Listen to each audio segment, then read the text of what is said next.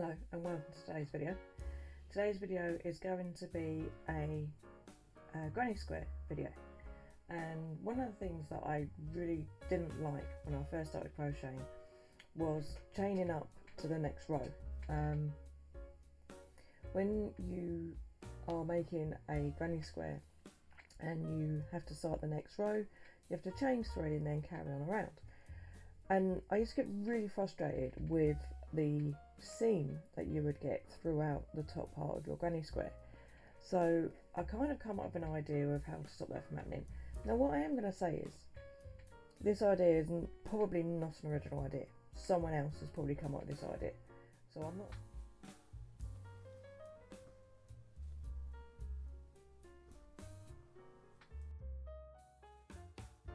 Now, what I'm going to do, I've chained 1 just to lock in my magic circle, and then I'm going to chain 4 more. So I've chained 4 into that stitch. Then I'm going to do a standard granny square section. 1,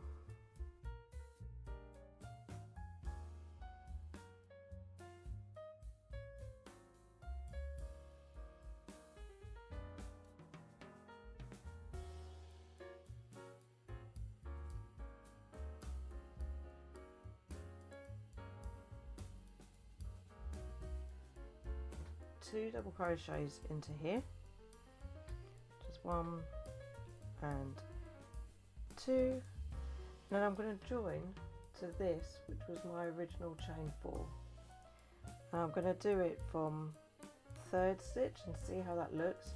If it feels like it's stretching or it's not close enough or it's too big a gap, then I would go in. If I felt that was a too big a gap, I would have gone into the next chain along.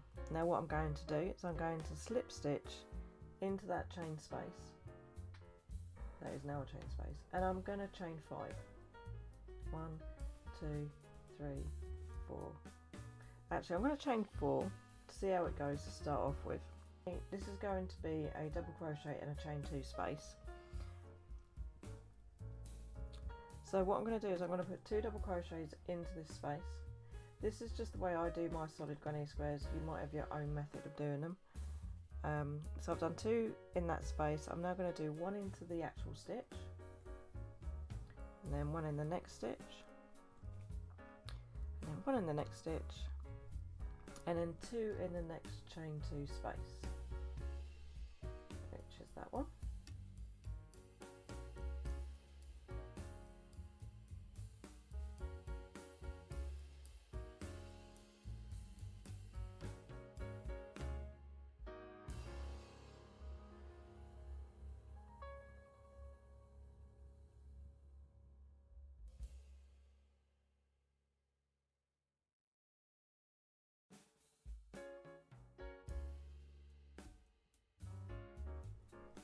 Now we're coming up to the bit where we're going to join up in the middle. So I'm going to do 1 in each stitch across.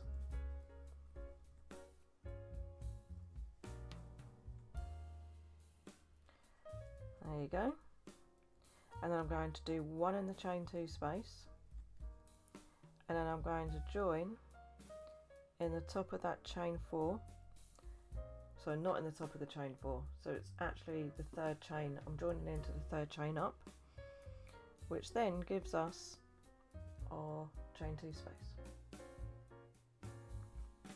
And then going to slip stitch and do the same thing. 2, 3, 4.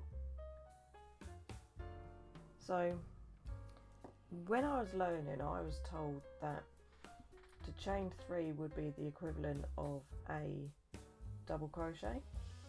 So you would think that you would need to do a chain 3 and then 2 for the space, but I find that if you do chain 2 for the space, for me personally it's just too big.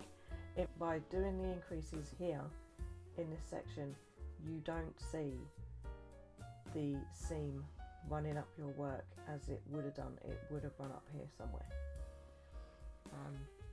I will do an example so you can compare the two against each other, one without the seam running up, and then you'll see one width.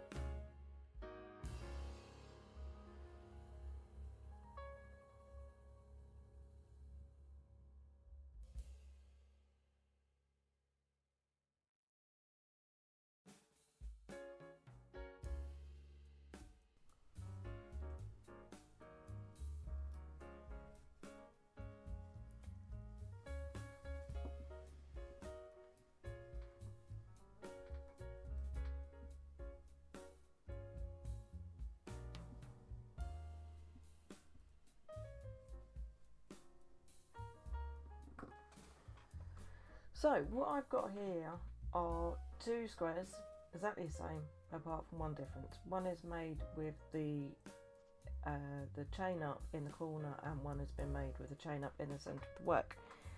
You may or may not be able to see the difference. I can. If you look just here, there is the increase one along here. Funnily enough, this one looks like it's slightly more out of shape than that one, but again, you can see it coming up here. The chain stitches running up there at all. I use this method on my stained glass blanket and on my most recent one, which is the colourways blanket as well. So it's a technique that I use a lot when making my blankets, and I do think it makes a difference. You can certainly tell the two. So anyway, thanks very much for watching this video, and come back next time for another one. See ya.